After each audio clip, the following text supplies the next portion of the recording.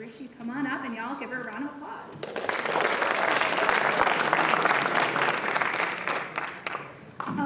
Thank you so much, Mrs. Singleton. Hi, everyone. I'm Rishi. I'm a junior. If you've seen me before today, hello again. The piece I'm sharing this period is called Burnt Chai, and it's meant to explore generational relations, specifically those between women. And it's all done through the process of creating a cup of chai, so let's get started. Water boils like the searing resentment of the eldest daughter as she cleans the messes in the life she never asked for, born with wings but shackles around her heart. Tea leaves smell of earth and petrichor if you try hard enough to notice it, like the buried, singed around the edges, imperfect love that the eldest daughter feels for the blood in her veins. Then ginger and elaichi are old friends, wrinkled and dry with the wisdom of 1,000 mothers, and stain her nails with the spicy smell of the burdens of the world on her shoulders. She watches it boil and grow darker and darker, cyclical nightmares spinning round and round and uprooting her fears for her to breathe in as the aroma of chai fills the kitchen. She sees her face in the boiling heat, her hair shrinking in the heat of the air and the burn of the steam, and the loss of all her fairy tale dreams because happily ever after can wait, but baby brother's bedtime can't. So she waits and waits and waits, because the poetry woven in the sky will help her pick up the pieces when it's all over. She tips the milk into it all and watches it twist and turn and melt and crash into everything it surrounds and everything surrounding it, until it becomes at one with itself, assimilated like her. It boils again with the heat of love and pain and kith and kin and country and blood and fire and ice and everything that kills and lives inside her. She was born lucky, but lucky to be born like every mother and grandmother that came before her. She was the artist, the creator, the lover, but never the muse, the creation, the loved. And as the chai boils over and sizzles on the stove, like the sad remnants of the eldest daughter's innocence and a childhood that never existed, the smell of burnt tea leaves and sugar fills the air to remind me, the eldest daughter, that I am not alone. Thank you.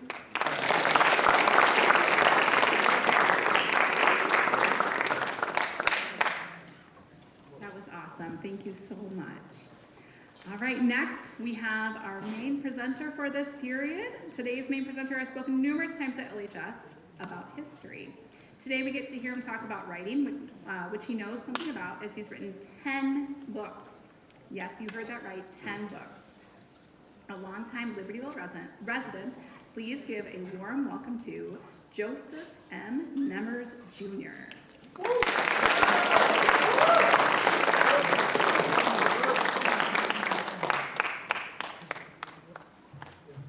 Did the whoop. Thank you very much. That was a beautiful piece of work, so thank you for sharing that with us. Welcome to Writers Expo. The house lights are up this period so I can see you guys. How many of you just had lunch? A little sleepy, maybe? Okay. I like to walk around when I'm on stage so I can see you and how you're reacting. If you fall asleep, I'll probably call on you. If you're on your phone, I will call on you. I used to do this when I worked at Audette. We had employee audiences, and nobody ever believed me until it happened. When they fell asleep, I'd call on them when they had their phone. How many of you are writers, poets? How many of you want to be a writer, thinking about being a writer? How many thinking about being an English major or creative writing, fine arts? A few hands. How many of you just want to know about writing this afternoon as we go through this? So I am from the community. I'm an author, but I didn't make a living that way. But I have used writing my whole life, and that's what we're going to talk about today. I got to get my clicker. Go to the next one. We're going to talk about benefits of writing, because I've used writing my whole life. I didn't use it necessarily to make a living, but I used it to help me make a living. And later on, I talk a little bit about being an author. So my name is Joe Nemmers, Jr. I was born and raised in Libertyville, lived around here most of my life. My wife is with me today. We live in Arizona about half the year, come back here the rest of the time, have kids and grandkids here. I have been here at school quite a bit the last 2 years, researching my book, The Very Best We Had, about 4 young Marines from Libertyville High School who died at the Battle of Okinawa at the end of World War II. And how many of you saw me in November when I was here for Veterans Day to talk about it? Just one? And you still came to see me again? You're so nice. I have written 10 books. A number of my books are stories about me and my family and my kids and growing up in Libertyville back, for me, in the 50s and the 60s. My dad was a 1947 graduate of Libertyville High School. He was a basketball player, among other things. So I've been around here quite a bit. So the theme of today is to talk about not just my work as an author, but how I've used writing throughout my life and how you can use it too. So we'll talk about my early experience. My early experience as a writer, period, was really bad. I'll explain that to you. So I started with 2 feet in the hole in the ground. We'll talk about careers in writing, just to give you some thought about what that would look like. Talk about the effect of artificial intelligence on writing today. It's changing the whole landscape of writing, whether you are writing yourself or you're an author. A few things to think about. I'm going to talk about how I use writing in my business careers at Abbott and in the United States Army. And my migration from a business executive, which I was, to being an author. I didn't start writing books until a few years after I retired from Abbott. So that's our talk today. We'll have some questions later. The last period I talked to had a lot of questions, so hopefully you'll do the same thing. I always tell people, if you don't ask questions, then I'll probably call on you anyway. So, my start in writing was inauspicious. I had grade school English and I hated it. I went to St. Joe's in Libertyville. Anybody here go to St. Joe's? 1 or 2?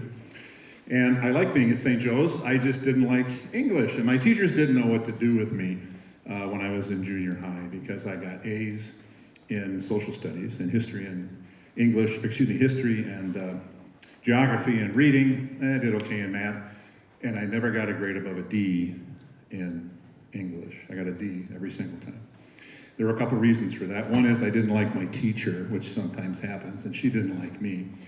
But the other reason was we just kept learning the mechanics of writing, had to memorize all this stuff over and over again, and we never got to use it. And so the analogy I give is that, like, if you were here taking driver's ed for 4 years at Libertyville High School, memorized everything about the rules of the road, and never got to drive a car. It was that same thing. We got to learn all these rules, dangling participles, colons, semicolons, verbs, adjectives, direct objects, prepositions, but never got to use it. So I was a terrible English student.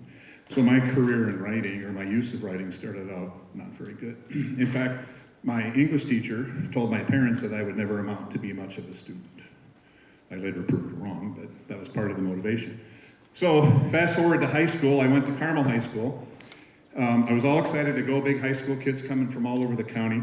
I get my schedule for freshman year, and what's my very first class of my high school career? Freshman English. And I thought, oh man, this is terrible. My worst possible subject, and it's the first class I have on my first day. How's this going to work? As it turned out, I didn't have to worry. I had a wonderful freshman English teacher by the name of Mr. Jerome Donahue. He's no longer teaching, but he's still around. He's 92 years old. And he did 2 things with us our freshman year. The first thing was to introduce us to great literature. So we learned about Shakespeare, Faulkner, James Joyce, Thomas Hardy, Edgar Allan Poe, all these authors, and I learned to really appreciate good writing and good literature. And the second thing he did, he taught us how to write a story. And there's really only, depending upon what English teacher you talk to, there's 5 to 7 to 12 elements of writing a good story. And he had us write short stories over and over and over again. And I got really good at it. We all did. And it was really helpful to me for the rest of my high school career. And part of it was I got to use all those things we had memorized in grade school for the first time. It finally made sense. So he taught me how to write a story. So you fast forward to my very last class in college at Arizona State University. I needed an elective to take. I needed just an extra course. And I picked English rhetoric. It was taught by a very popular professor named George Herman. He was the father of a friend of mine. And it was a tough class to get into because he was a great teacher.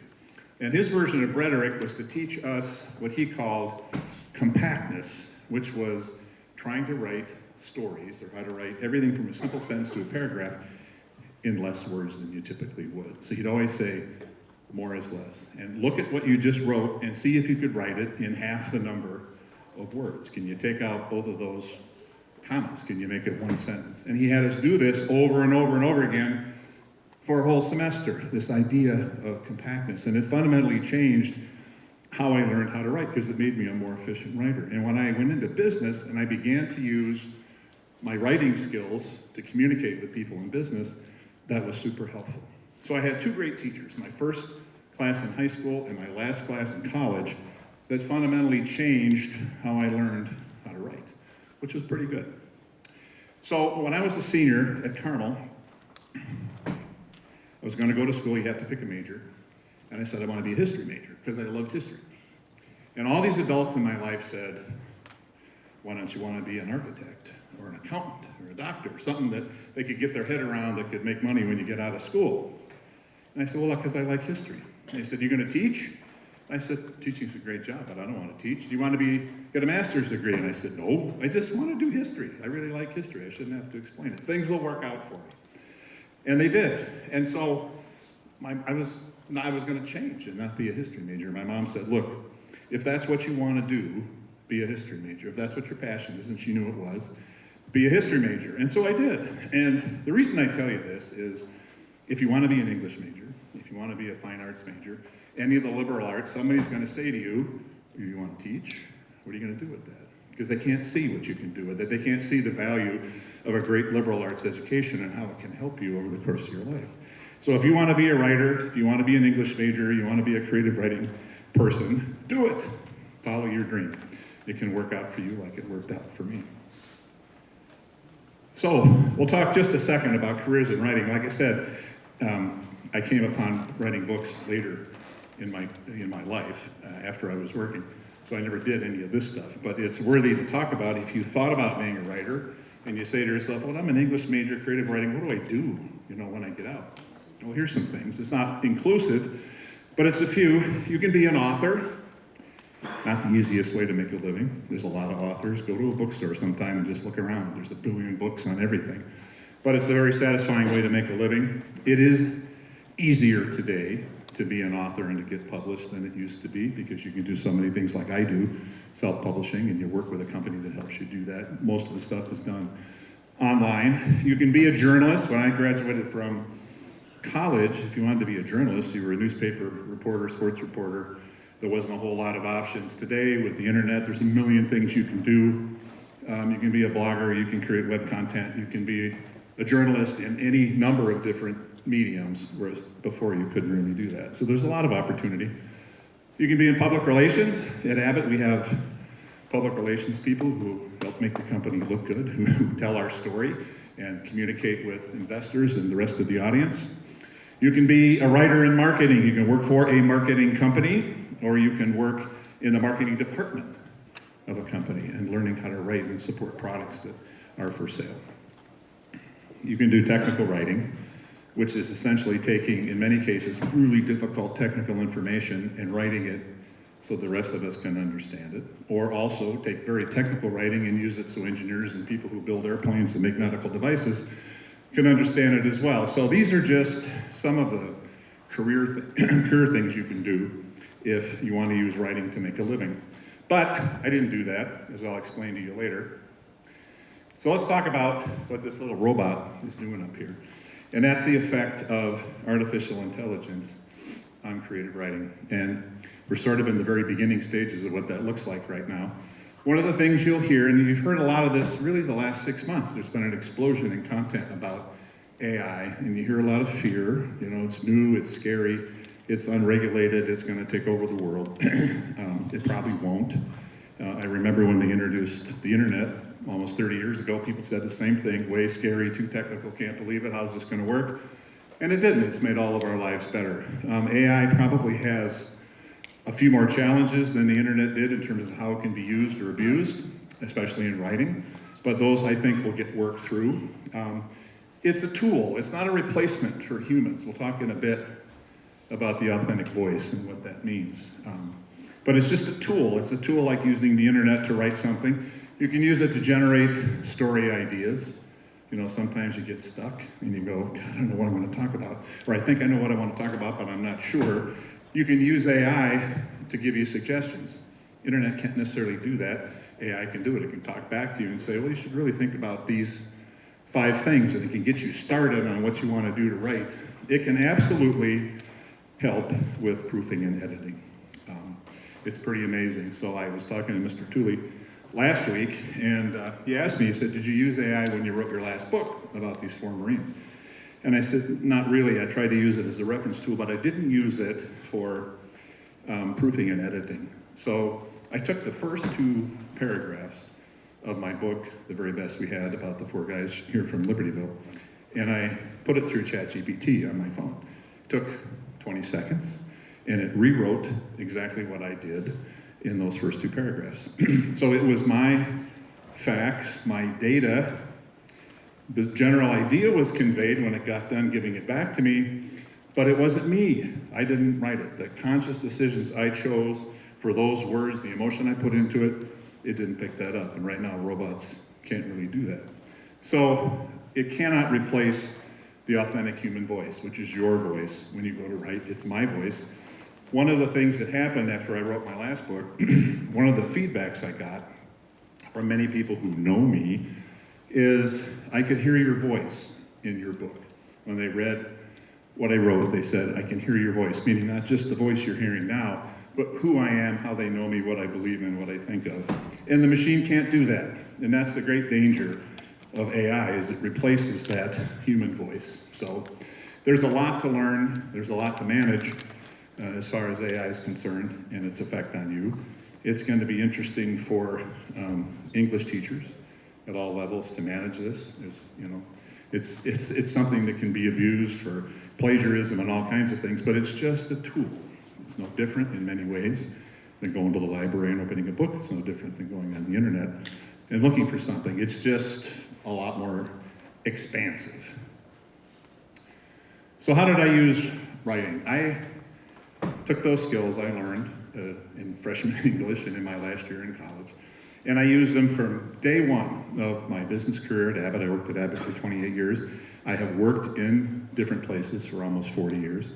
I used it in the 13 years I was in the U.S. Army, and I used it to communicate. You can talk to people all day long, and some of you have gone through these experiments, and people hear what they want to hear. They listen to what they want to listen to, but when you write it down and you give it to them, there it is. It's in black and white, and they can take a look at it. So I used it to communicate. Being able to write and communicate became more and more important the higher in the organization I went. When I retired, I was an executive vice president at Abbott. I had responsibility for 5 businesses, about $3.5 billion in sales, and probably 14,000 people spread all over the world. So I had to communicate with people on a very regular basis, and sometimes in a very chronic situation when we had an emergency. Part of it was obviously to provide clear direction. Part of it was for making sure everyone's on the same page. One of the examples I give is later in my career, I was given responsibility for a large Abbott business that was in big trouble. It needed to be fixed. And it was a lot of people spread around the world, a lot of different cultures, same products, but I had to get everybody on the same page. I had to bring all of it back together again, and the only way I could do that was to write to them, which I did routinely.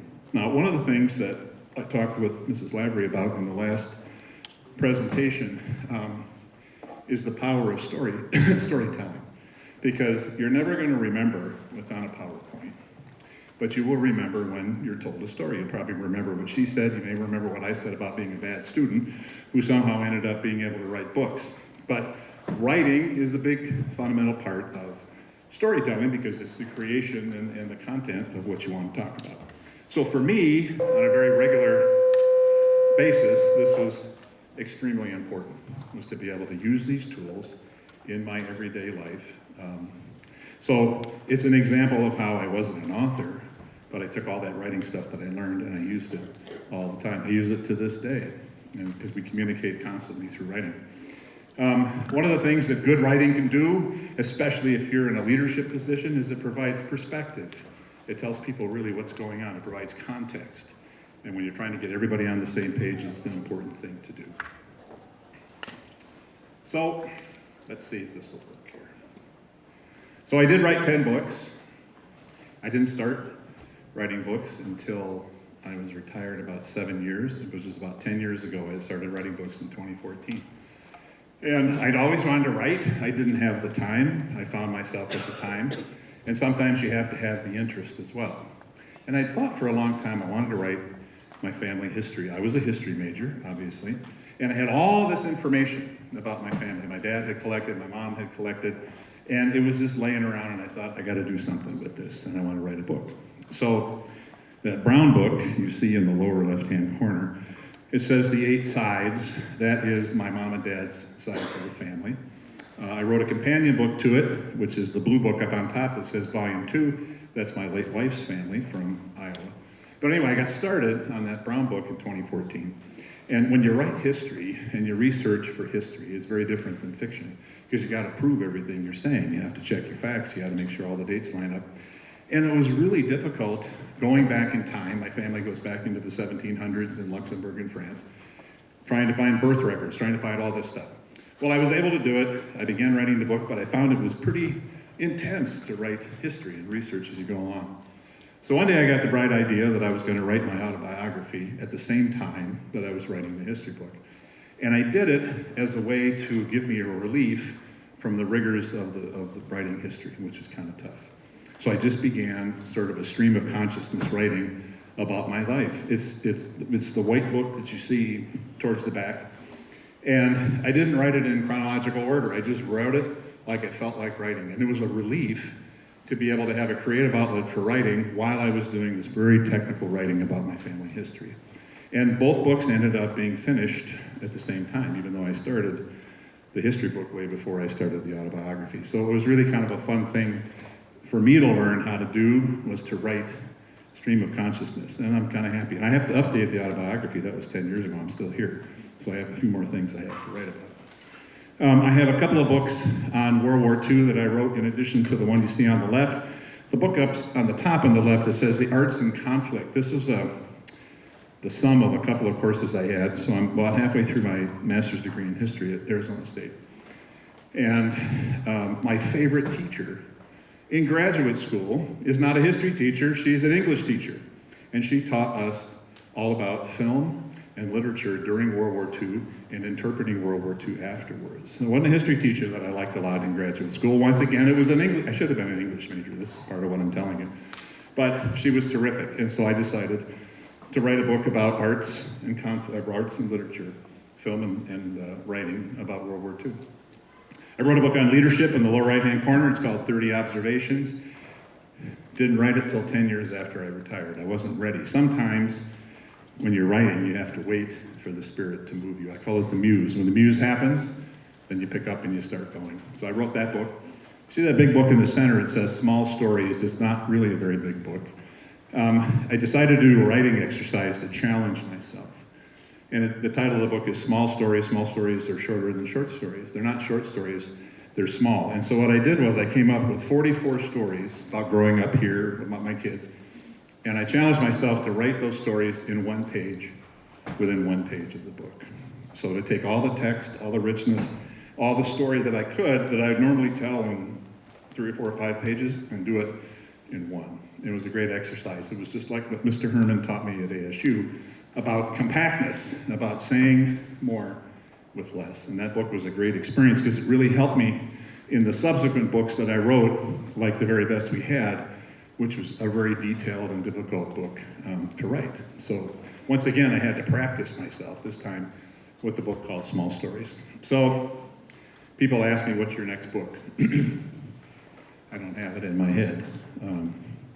I don't pick things, they come to me, and when they come to me, I go, well, I'm either going to write it or I'm not, and if I do, I just go. If the muse hits me, I start to write. As my wife will tell you, I disappear in my office and I don't come out for long periods of time, because once I get on a roll, just like sometimes when you're writing a term paper, you don't want to be interrupted, you don't want to quit, you just want to get it done. So I'm not sure what that is yet. I don't have another book in me. As I noted, The Very Best We Had was a tough book to write. It took me 2 years of research. I had 25 reference books, several thousand pages of PDFs, tons of online content, and about two years to get my thoughts together to know I had enough to write a book. And then it took me 7 months, writing 7 days a week to do it. And the reason I did that was I wanted it published by last May, which is last Memorial Day. in time for Memorial Day to honor these 4 guys. So in order to do that, I had to write all the time. And that was not an easy thing to do. It was an emotional book to write, writing about 4 guys that were pretty much your age or slightly older, who died in World War II. They were all class leaders, they were student athletes, they were all 4 guys that you would have liked. They were very popular when they were here. And so writing about them and knowing what was going to happen to them was a little difficult. But I'm glad I told the story. And it's been reasonably well received. So those are my 10 books. And we'll see what the next one's going to be. Not really sure. So the summary of this whole thing is writing's important. Whether you do it a lot or a little, it's an important life skill. Whether you do it for a career or you do it as part of your career, it's going to happen. AI is going to influence that, I think, to some degree. But if you have a passion to do this, go do it. You have great teachers here at LHS. There's a whole bunch of them here with us today. And learn from them. And maybe you'll be like me. You'll be up here one day and go, I remember what Mr. Tooley told me in 2024, and I'm still using it today. So I'm going to go on to questions because you have your hand up, and we'll go to you. Where can you get your books from? Is it online? Sorry? Where can you purchase your books, or can you purchase them? If you want my book, I'll give it to you. I don't publish them to make money. I give them to family and friends. So the very best we had, I think there's 2 copies here in the library. Oh, okay. Yep, and there's one in the book in the display case out in the hallway. So, but there, Mrs. Wiggins has one in the library if you want to read that. My other books are not there, but that one's there. Okay, thank you. And what other questions? Remember the last group had like a dozen questions for me. I know you have some. Remember, I might call on you if you don't ask me a question. One of the questions I had when I was here in November was, how do you know when to stop when you're writing a book? And it was a wonderful question, and one I hadn't thought of, because I had all this material. And I stopped at about 300 pages because that's where the story needed to stop. But also, you wouldn't want to read a book that's 500 pages. The book is big enough as it is.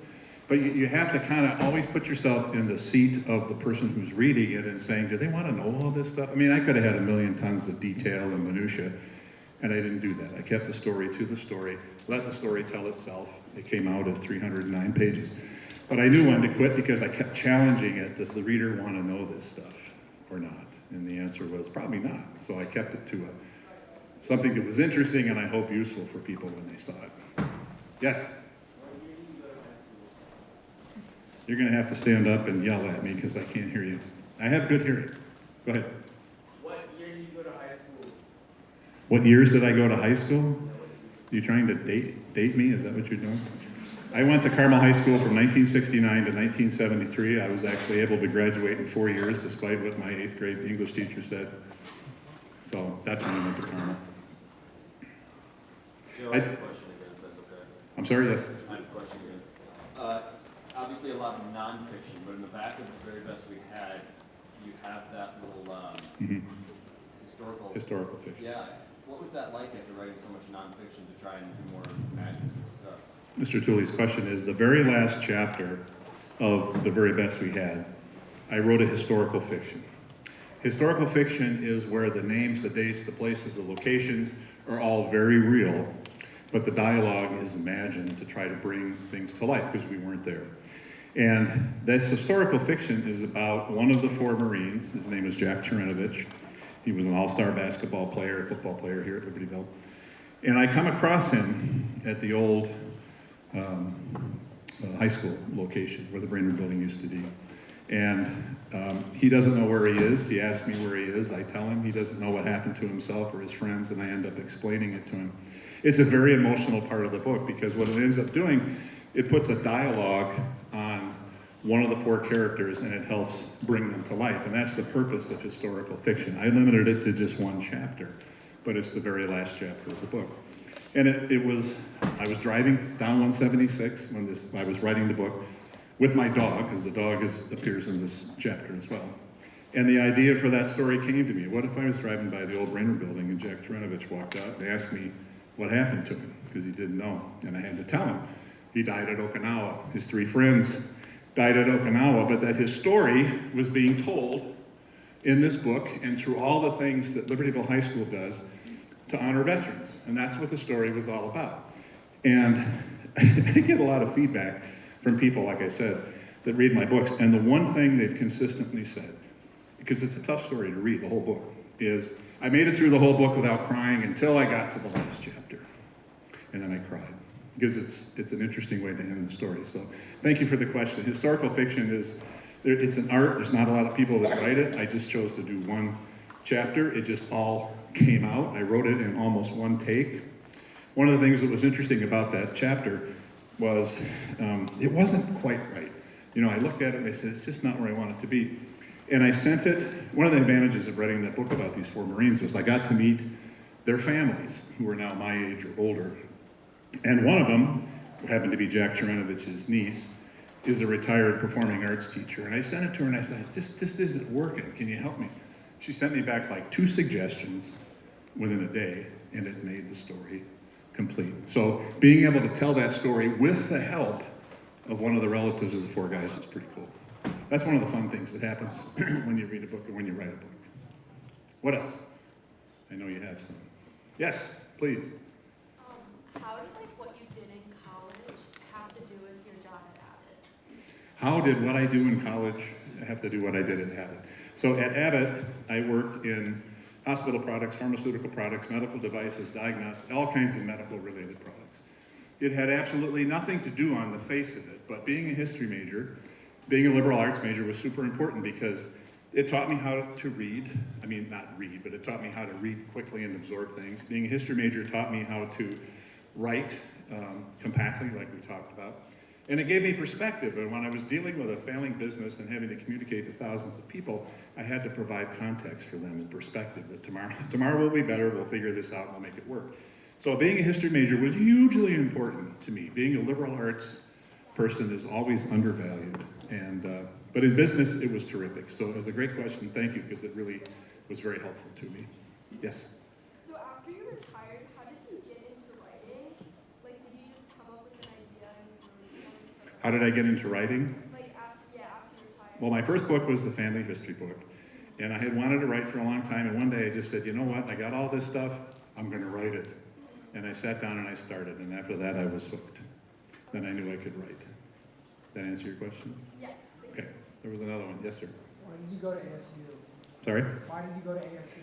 Why did I go to ASU? Well, I went to college in Minnesota. I didn't do very well. They sort of suggested I go somewhere else. And I was married, and my wife said, you're not coming back up to Minnesota. We're going to go someplace we've never been. So I went to ASU. They took all my credits. In those days, there was no difference with out-of-state tuition. And I had a great education in the time there. I loved my time at ASU. I was born to be in a big university. When I was at Carmel, we didn't have a lot of help explaining how we pick colleges, nothing like you guys have today. And so I just was going to this school in Minnesota because my best friend was going. It was not a great reason. And I wasn't really cut out for a small school. As it turned out, I was cut out for a big university. And I loved ASU, and that's why I'm back there for my graduate degree. But thank you for that one. There was one, where was one over here? Come on, there's one more, I know there is. Yes? So if you're writing nonfiction, you're taking in all this information, what is your process for making sure it's in your voice and not just repeating what other people have already said? The question is, as I'm writing nonfiction, how do I ensure it's in my voice and not in what I found as a reference material, for example, right? The way I do that, or the way you do it, I think, when you write nonfiction, and particularly when you write history, is to put it in your own voice, is to do it in the manner that I would say it. Now, one of the things I say in the book that I had an advantage in the last book was I grew up in Libertyville, so I knew all these people, I knew a lot of them. I was in the Army, I could explain the very technical elements of what happened in war. But I'm conscious that it's my voice and I'm not repeating something from someone else.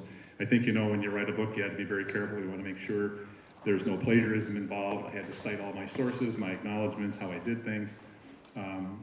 But it was my voice. I didn't, I'm influenced by great authors that I read, but it was really much me. And I think after 9 previous books, I kind of know how to use my own voice. You sort of separate your research process from the writing process, so you aren't researching as you go? The question was, did I separate research from writing? The answer is no, because I'm a curious person. So I had all this stuff, 25 books, thousands of PDFs. I knew what I wanted to write about. I knew these 4 guys. I had done all the work here in school. But I'm curious. So when I was writing, I would say 25% of the time I was still researching, because I see something and go, I gotta dig into that, because that needs to be explained, right? That I didn't know was in my original research. You know, for example, these 4 guys all made their way from here in Libertyville to wherever they had basic training, and eventually over to Okinawa.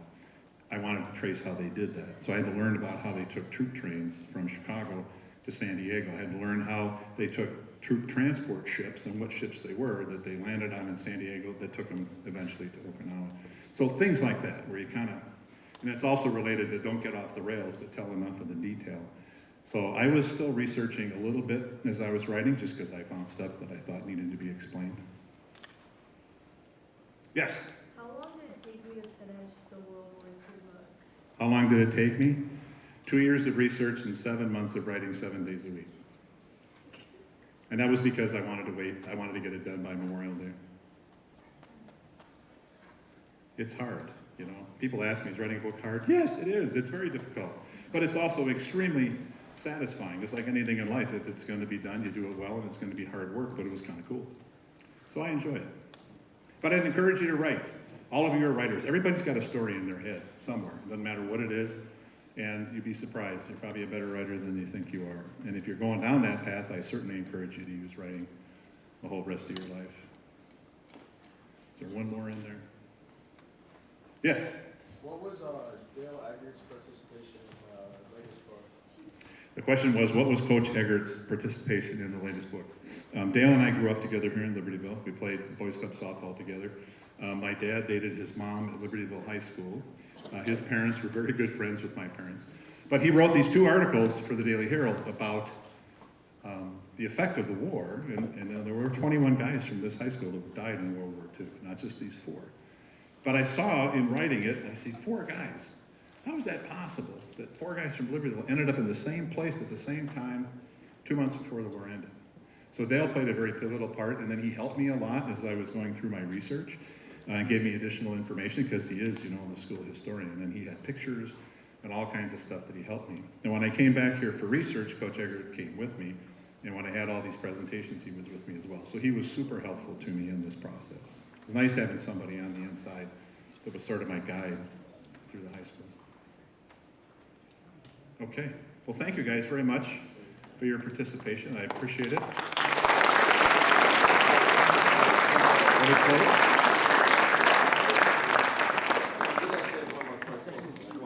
Two more questions. Bear with me. So one, is there a story that you know of from Libertyville's history that hasn't been told yet and you think should? Is there a story from Libertyville's history that hasn't been told, but should? I don't know. I'd have to think about that. You mean the high school or just the town? Both, yeah. Not sure. I'd have to look and see. There's a lot of very interesting stories about the actor Marlon Brando when he was here that's a lot more fiction than fact. It's worth talking about. And he came up in my book, as you know, because he worked at the Liberty Theater with one of the guys in our book. Go ahead. Any words of advice to students thinking about self-publishing? If you want to be a self-publisher, it's much easier than you might think today. I go through a company called 48, the number 48 Hour Books. And they will send you a template, and you use the template to write your book. I kind of use most of the template, some of it myself. They are available for editing services. They will eventually print your book if you want it. They'll help you with the creative content, like you saw the covers on the books. They would help me design those.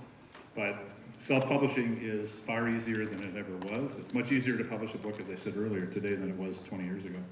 And that's not the only company. There's lots of places that can help you self-publish. Even if you're doing a very small book, if you have poetry, you have photographs, you have things you want to do in the fine arts or creative writing, they can help you do it. But mine is 48 Hour Books is the name of mine. How much time do we have? Do you want me to sing a song? Yeah. I told the last audience, the last time I was here is June of '73. I graduated from Carmel. I got talked into doing a duet with a girl from my class for a charity thing here in Libertyville, and I was on this stage 51 years ago. I bombed in those 2 minutes. I hope I did better today, but I'm not going to sing for you. So. Let's give him a round of applause again.